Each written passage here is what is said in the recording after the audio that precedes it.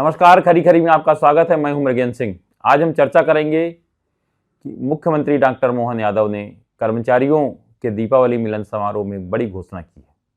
वह घोषणा उन्होंने की है कर्मचारियों के हितों के संरक्षण के लिए एक और आयोग बनाया जाएगा। इसका मतलब है कि एक और सेवानिवृत्त IAS अधिकारी को नवाजा जाएगा, उसके साथ एक टीम दी जाएगी और कर्मचारियों के बारे में अपनी रिपोर्ट देंगे। आयोग बनाना अच्छी बात है, लेकिन ज़रूरत इस बात की है कि आयोग समय पर अपनी रिपोर्ट दे और सरकार उसका क्रियान्वयन करे। अधिकतर देखने में आया है आयोग जब बनता है तो उसको लंबे समय खींचते रहते हैं, अधिकारी भी रिपोर्ट नहीं देते, अपना कार्यकाल बढ़वाते रहते हैं।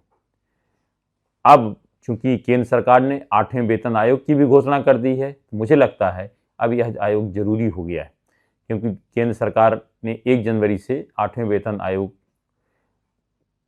की रिपोर्ट पर कार्रवाई के लिए कहा है। तो मुझे लगता है मध्य प्रदेश में भी यह मांग उठेगी कि केंद्र के समान जो कि मध्य प्रदेश के कर्मचारी मांग करते हैं, उन्हें वेतन भत्ते और सुविधाएं दी जाए। तो मध्य प्रदेश में भी 8वें वेतन आयोग को लागू करने की मांग उठने लगेगी।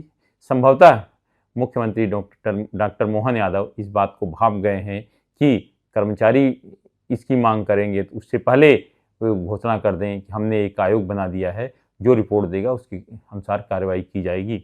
आज मैंने अपने सभी कर्मचारियों की वेतन विसंगति सहित कई प्रकार की कठिनाइयों के लिए एक आयोग बनाने की घोषणा की, जिसमें सेवानिवृत्त अधिकारी, वरिष्ठ अधिकारी इसमें नियुक्त करके इस प्रकार की विसंगतियों की जानकारी उस आयोग के माध्यम से सरकार तक पहुंचेगी और सरकार उसको सकारात्मक रूप से उन कठिनाइयों को दूर करने के लिए काम करेगी। मेरी अपनी ओर से सबको बधाई। अरे होता भी है कि आज अगर केंद्र सरकार ने भी आयोग बनाया था, उसकी रिपोर्ट पर भी कार्रवाई किया है। ऐसा नहीं कि मध्य प्रदेश सरकार भी कोई उसमें नया काम कर रही है या मुख्यमंत्री जी कोई नया काम कर रहे हो। तो एक आयोग बनता है। निश्चित रूप से जब ऐसी चीज़ें होती है तो कर्मचारियों को, अब हर बार तो होता नहीं कि हर बार कोई सुनता रहे करने के लिए, मुख्यमंत्री के पास इतना समय नहीं, तो एक आयोग बना दिया जाता है। कर्मचारियों की जो भी समस्याएं हैं तो जाकर वहाँ रखें और उसका निराकरण करें। जो सरकार के सामने आएगी, कैबिनेट में आएगा रिपोर्ट, तो उसका उसमें निर्णय लिया जाएगा। कर्मचारियों के प्रदेश के हित में जो है निर्णय लेती है, सभी सरकार लेती है। मुझे लगता है कि आयोग की रिपोर्ट आने के बाद मुख्यमंत्री डॉक्टर मोहन यादव भी इस मामले में अपना निर्णय लेंगे।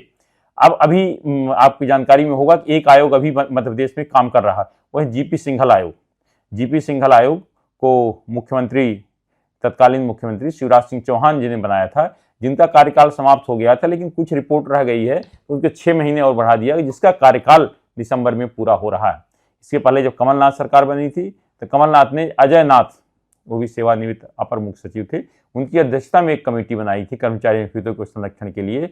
जब कमलनाथ वो रिपोर्ट दे पाते, उसके बाद ही सरकार गिर गई और जब शिवराज सिंह चौहान मध्य प्रदेश के मुख्यमंत्री बने तो उन्होंने कमेटी भंग नहीं की और अध्यक्ष हटा दिया और अजय नाथ की जगह GP सिंघल को उसका अध्यक्ष बना दिया। GP सिंघल भी मुझे दिसंबर में रिटायर हो रही, कमेटी रिटायर नहीं हो रहे, मतलब कमेटी कार्यकाल खत्म हो रहा है, उसके बाद अपनी रिपोर्ट सौंपेंगे। मुझे लगता है कि एक रिपोर्ट सौंपी है, उसमें जो मेरी जानकारी है उसमें अंदर की बात यह है कि उसमें कोई ऐसी उन्होंने सिफारिश नहीं की। हाँ, कर्मचारियों जो सेवानिवृत्त कर्मचारियों हैं कि पेंशन स्कीम के सरलीकरण के उन्होंने कई सुझाव दिए हैं, तो उसमें मुझे लगता है सरकार ने कुछ मान भी लिए है और कुछ और माने कि सरकार भी चाहती है कि जो कर्मचारी सेवानिवृत्त हो गए हैं उनके पेंशन प्रकरणों में किसी प्रकार की कोई दिक्कत ना आए। अब ये तो मुख्यमंत्री ने घोषणा की आयोग, लेकिन जो जरूरी चीजें हैं वो नियमित लगातार नहीं हो रही हैं। अब मैं आपको बताना चाहता हूं यहां पर कि जो राज्य स्तरीय परामर्शदात्री समिति होती है, जिसके अध्यक्ष मध्य प्रदेश के मुख्य सचिव होते हैं, वह बैठक कब से नहीं हुई? जब राकेश साहनी मध्य प्रदेश के मुख्य सचिव थे, जो अब नहीं हैं इस दुनिया में, वो जब अध्यक्ष थे तब बैठक हुई थी। उसके बाद आज तक बैठक नहीं हुई। इसी तरह कर्मचारियों के लिए जो बैठक होती थी, एक तो विभागवार प्रमुख सचिवों की बैठक होती है, जो कर्मचारियों की समस्याओं को निराकरण हो जाता है, वो भी बैठकें नहीं हो रही। और जो सामान्य प्रशासन विभाग कर्मचारियों की बैठक बुलाता, 2012 में अंतिम बैठक हुई थी, जब विजया श्रीवास्तव सामान्य प्रशासन विभाग की प्रमुख सचिव थी। उसके बाद वो भी बैठक नहीं हुई। मैं कहता हूं कि अगर अधिकारियों को जो जिम्मेदारी है, अगर नियमित रूप से काम करने लगे तो शायद ही हर मामले में मुख्यमंत्री जी को इतना आगे आना पड़े, घोषणा करना पड़े और बनाना पड़े।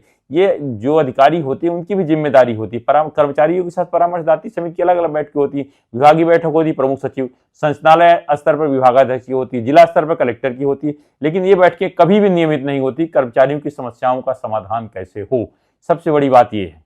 अब देखिए, बताऊंगा आपको, इस मामले में कर्मचारी भी उतने ही दोषी हैं, क्योंकि इतने ज्यादा संगठन, अलग अलग संगठन हो गए हैं। अब जैसे बीजा श्रीवास्तव जी की अध्यक्षता में जो बैठक हुई थी 2012 में, और फिर उसका राकेश सहनी जो उसमें मुख्य सचिव थे उनके अध्यक्ष, तो वहीं कर्मचारी आपस में लड़ने लगे थे, ये नहीं है, ये गलत बोल रहा है, गलत बोल रहा है। तो क्योंकि इतने लोग आ जाते हैं, कोई किसी की बात सुनने को तैयार नहीं था। मुझे लगता है इस विवाद को टालने के लिए भी ये बैठकें नहीं हो रही हैं, क्योंकि अगर बुलाया जाएगा सबको, किसी को आप मुंह वहां बंद तो नहीं कर पाएगा, जिसकी जो मन होगा बोलता रहेगा, उसमें निराकरण नहीं हो पाता। इसी कारण मुझे लगता है कि सरकार भी इस मामले में थोड़ा बचना चाहती है। सरकार चाहती तो है कर्मचारियों के हित का संरक्षण करना, जिस तरह मुख्यमंत्री डॉक्टर मोहन यादव ने घोषणा की, लेकिन कर्मचारी ही अपनी मांगों को लेकर एक नहीं होते, जिसको देखो वही झंडा लेकर चला जाता है। और अलग अलग सब कर्मचारी के जो जितने भी संगठन होते हैं, सब अलग अलग संगठन होते हैं। बहुत सारे संगठन को अभी मान्यता नहीं दी हुई, लेकिन चल रहे हैं, अपना लेटर पैड बना लिया, वो करके नेताओं के पास पहुंच के, अधिकारियों के पास पहुंच के अपना राजनीति चमकाते रहते हैं, ये कर वो कर। इसी कारण मुझे लगता है जो बैठकें भी टाली गई थी। मैं तो कहूँगा जो एक नियम बना हुआ है सामान्य प्रशासन विभाग के, कि परामर्शदात्री समितियों को चाहे जिला स्तर पर हो या राज्य में विभागवार बैठकें हों या विभागाध्यक्ष स्तर पर बैठकें हों, वो बैठकें नियमित हों। साथ ही मुख्य सचिव की अध्यक्षता में जो बैठकें थी, जो कि राकेश सहनी जब प्रदेश के मुख्य सचिव थे उसके बाद नहीं हुई, वह बैठकें भी नियमित होने लगी, तो बहुत सारी समस्याओं का समाधान हो जाएगा। आज सिर्फ इतना ही। इस तरह की खबरों जुड़े रहने के लिए हमारे चैनल पब्लिक वाणी को सब्सक्राइब करिए। आपके पास भी अगर कोई खबर है तो हमें जरूर बताएं, क्योंकि हमारा नाम है पब्लिक वाणी।